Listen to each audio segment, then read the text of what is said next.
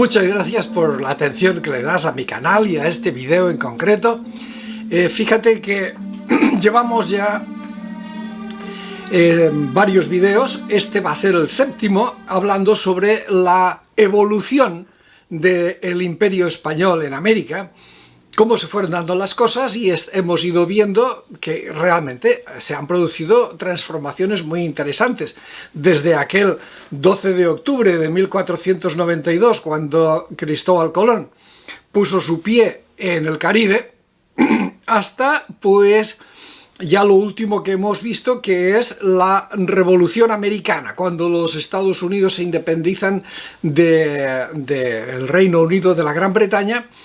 Y todo esto, junto con ya la revolución cultural previa que significaba pues el siglo de las luces, el Enlightenment, todas estas ideas que estaban entrando en las cabezas de la gente, en todas partes, y en América también, por supuesto, en Latinoamérica, pues unas ideas en las que se discutía como nunca antes conceptos tales como soberanía popular, sobre formas de gobierno, etcétera, etcétera. Todo, pues, primeramente desde un nivel filosófico, pero claro, las ideas filosóficas tarde o temprano acaban calando en las mentes y se empiezan a transformar, o empiezan a transformar la realidad.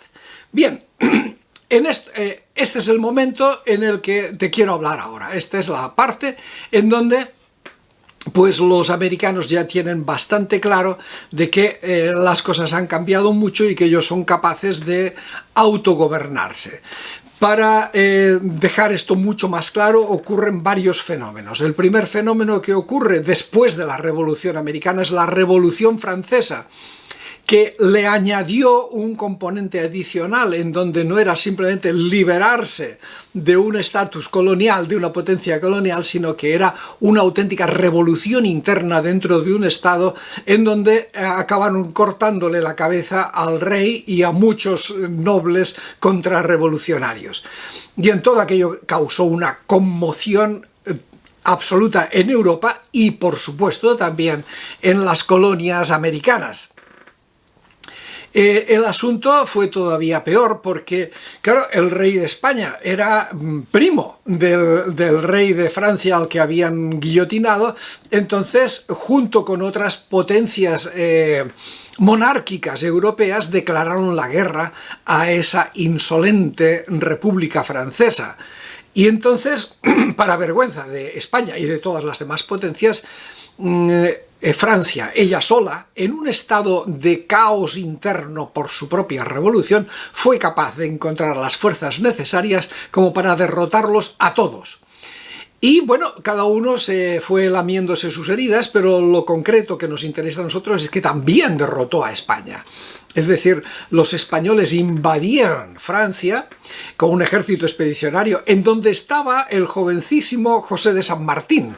Él estuvo con la tropa española que atacó a los franceses en Francia, cruzaron los Pirineos hacia allá. Al final perdieron y San Martín fue hecho prisionero junto con muchos otros, pero bueno, enseguida los soltaron, ya que de una forma muy vergonzosa la monarquía española pues no solamente que pactó la paz con los revolucionarios franceses, sino que incluso se convirtieron en aliados a posteriori. Luego vendría Napoleón y España seguiría siendo aliada de Napoleón.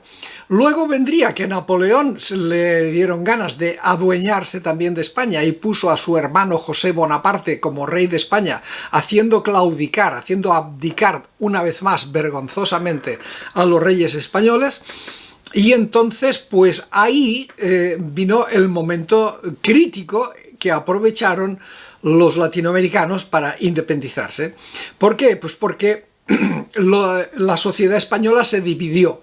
Unos se mantuvieron leales a la legalidad monárquica. Es decir, el rey José Bonaparte era un rey legal, no era un rey falso, era realmente el rey de España por la abdicación de los Borbones. Por lo tanto, Bueno, pues muchos españoles decidieron, perfecto, bueno, pues ya está, este es el nuevo rey, vamos en esa dirección. Pero también hubo otros muchos españoles que decidieron, no, ni hablar, nosotros no aceptamos esto, y formaron juntas patrióticas de defensa de los intereses de Fernando VII. Bien, los americanos aprovecharon para hacer lo mismo, exactamente igual.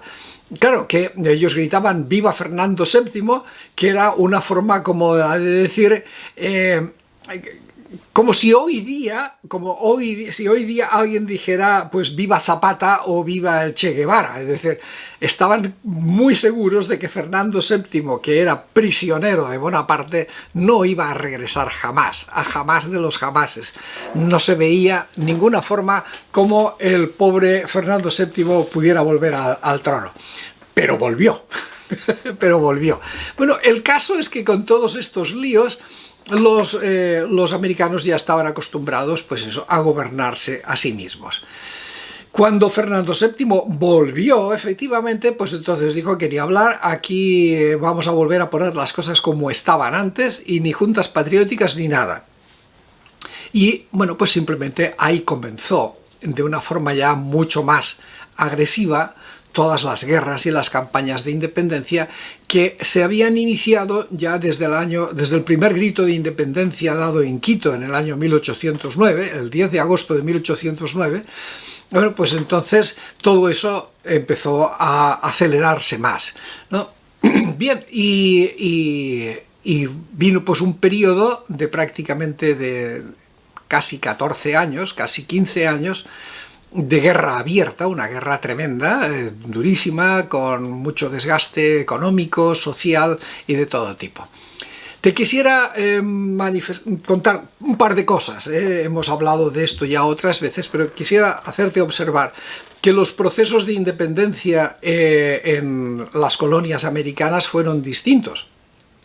Hubo uno que fue el del Virreinato de la Nueva Granada, que funcionó de una forma, y hubo otro que fue el de los virreinatos y capitanías generales, audiencias, etcétera, etcétera, de América del Sur.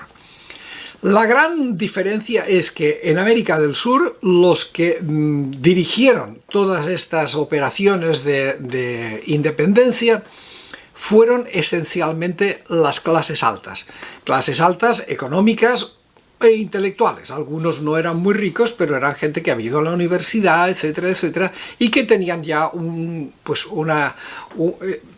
su mente se había transformado, ¿no?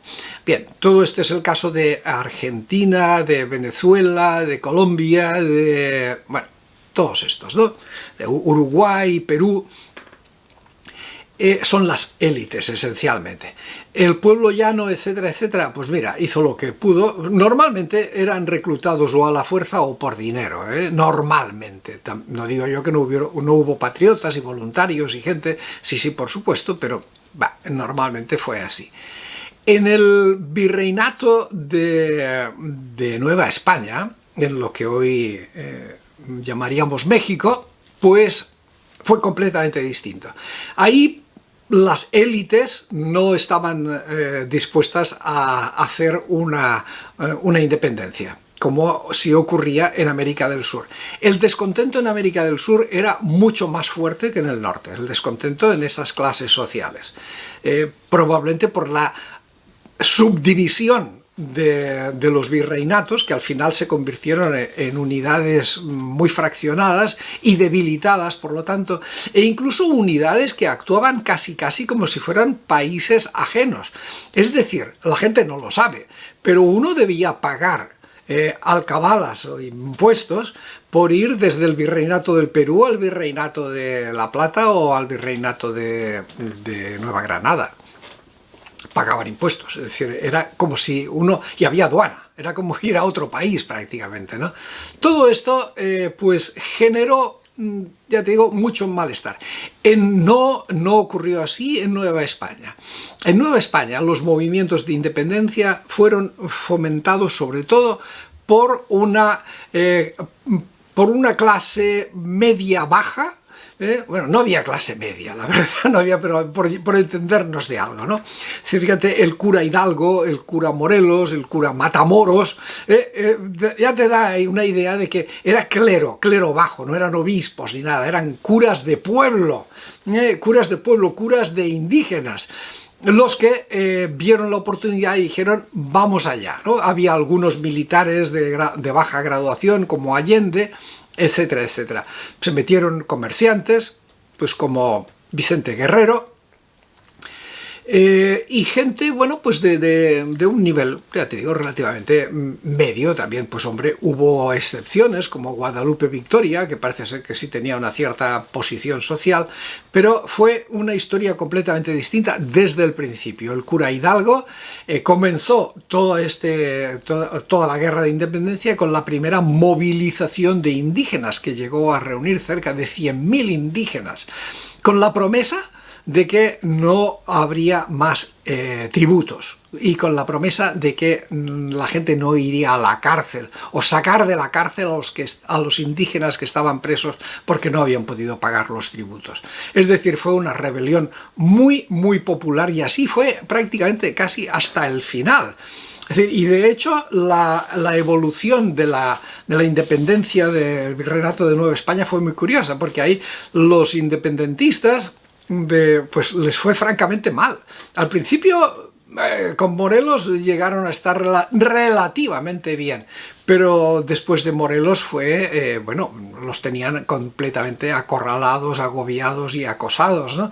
Hasta tal punto que la independencia de hecho se produjo en el momento en que los propios realistas mexicanos se dieron cuenta de que España estaba evolucionando hacia una monarquía constitucional liberal, y dijeron, no, esto no nos gusta, nosotros queremos lo clásico, lo de toda la vida, la monarquía absoluta. Y entonces ahí fue cuando decidieron independizarse, y ahí fue cuando Iturbide, que era el máximo jefe militar de los realistas, pues empezó a decir, bueno, más vale nos independizamos. Y cambió completamente, porque lo que querían era, querían rechazar ese giro liberal que había en la península ibérica. Fue un giro completamente inesperado, pero era un giro, incluso era monárquico. Date cuenta que Iturbide trató de poner un rey europeo como emperador de México, y como no encontró ninguno, al final se autonombró emperador de México. Era un movimiento monárquico. Es decir, el ejército, que se llama ejército trigarante, que fue la unión de los poquitos rebeldes que todavía había más los realistas, pues el ejército trigarante garantizaba tres cosas. Uno, garantizaba la independencia de México, la religión católica y la monarquía, y un sistema de gobierno monárquico. Eran los trigarantes. Bien, pues con todo esto te das cuenta de cómo ha evolucionado de una forma realmente brutal el Imperio Español, y ahí acabó. Es decir, no acabó pacíficamente, ni razonablemente, ni de una forma negociada. Incluso el Imperio Español estuvo pataleando mucho tiempo después de haber sido derrotados definitivamente. Volvían a intentar retomar el imperio muchos años después, de una forma realmente grotesca. Es decir, en lugar de aceptar los hechos y empezar a plantear unas nuevas relaciones amistosas, comerciales, políticas con las nuevas repúblicas, España decidió mantenerse enfadada, enfurruñada y agresiva con esos hijos ingratos que la habían echado de América. Fue una forma muy penosa y lamentable de terminar el Imperio Español, pero daba la impresión de que España no sabía hacerlo de otra forma. Muy bien, pues eso es todo por hoy. Cuídate mucho y seguiremos hablando.